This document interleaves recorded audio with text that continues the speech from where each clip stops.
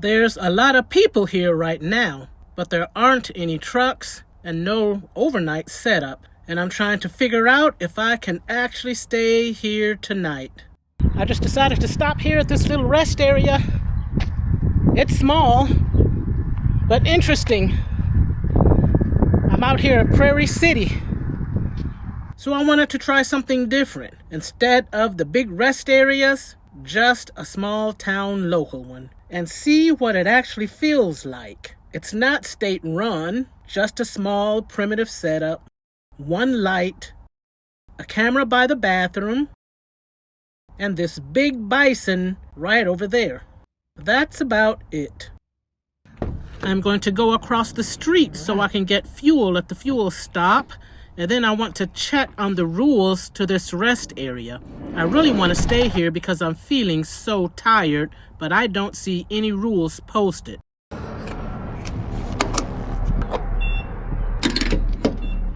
Contains ethanol.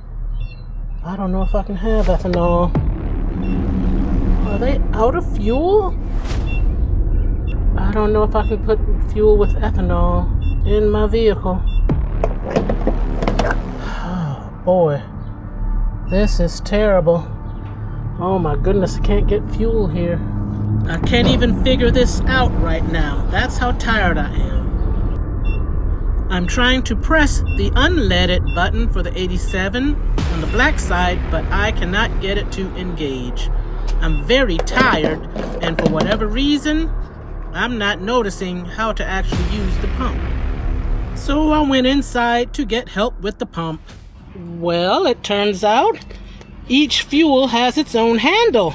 Where I'm used to being, one handle does all the fuels. You just pick which one you want. So this is user error. So let's try this again. And third time is a charm. Yes to the receipt. So let's see what I'm out of. That's not bad. I'm gonna come in here and get something to eat. I'm spending a little extra time in the store just trying to get a feel for the place, just to see what kind of area this is. I'm just laying stuff everywhere. I'm tired. Well, I did check with the attendant in there to see if we're allowed to spend the night across the street. He said yes, that they shouldn't kick me out. It's a small town and everybody's pretty nice. So I'm going to see if I'm allowed to spend the night at a small town rest area. This is making me a little nervous. I'm not sure what's going to happen. I don't know if I'm going to be asked to leave, but at least I have 2 receipts for fuel, another receipt for buying food, so I can at least show I'm a customer, and I am tired. I was so tired I couldn't even get the fuel pump going. So I'm going park and then eat and see what else I can get into. The Casey's closes at 11. We do have a car wash and laundry here. I noticed that it says no semi-truck parking. Not checking out or get too nervous or get scared or hear noises that unnerve me. I'm leaving. This is not a state-run rest area. It's a local city run. So I'm going to see what the difference is. Wish me luck. I am parked where I can just pull straight out. I backed into the spot. After looking out this window and seeing the handicap signs, I actually moved the van closer to the restroom. So I'm not going back outside, even though it's early. Usually I'm in by 9.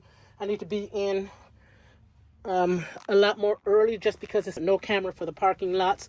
That store is going to close. I tell you, if I get nervous, I'm going somewhere else. I'm already feeling a little uneasy. But I also try not to do the fear-mongering thing because I know we're taught to be afraid. You're a solo woman. You know, you got to protect yourself. You can't be over here by yourself. You're all by yourself and you're female. I don't do that. I go by the crime rate. Crime rate is very low. So I'm not putting anything in my windows because I don't want to have to take time to take them down. That way, if I need to go, I'll just go through the curtain, hop, start the engine, go. In fact, I can start the engine from back here. I don't even need to sit up there because I do have the starter right here on my key. I also have my panic button, super loud horn. So it's just using common sense. I'm not going to put myself in danger on purpose just to prove a point. But I'm tired. I have no choice. When I feel like this, I don't continue driving. That's how accidents happen. You think you could just go that extra 5 miles, and that's where the accident happens. So being a professional driver, I've learned when you feel like this, stop driving. So I'm going to eat. I'm paying attention to how this place feels, who's coming and going, what kind of activity there is.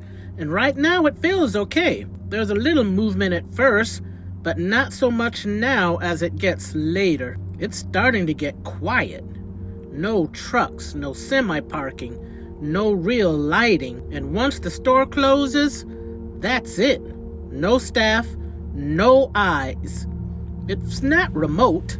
It's in a town. People are friendly, but there's not much here at night. And for me, if I start questioning whether I should stay, that is usually my answer. Now you can see my lights here, but that's it. The one little tiny light right there, that's it for the entire rest area. So I'm not sure it is a rest area as a traditional one, but it's a place for people to park. So I made an executive decision, and I'm going to find somewhere else to park, hopefully in the Des Moines area. I'm going to head up into Des Moines. I may just end up at a truck stop. That's the easiest solution. It's just all the noise and people knocking on the door asking for money or wanting to provide services that you don't want. Well, we'll see, because at this point I'm a little too uneasy to stay here in the dark. No lights, no cameras, not knowing enough about the town. So I leave before it gets too late. Sometimes it's not about whether a place is safe, it's about whether it feels right to stay.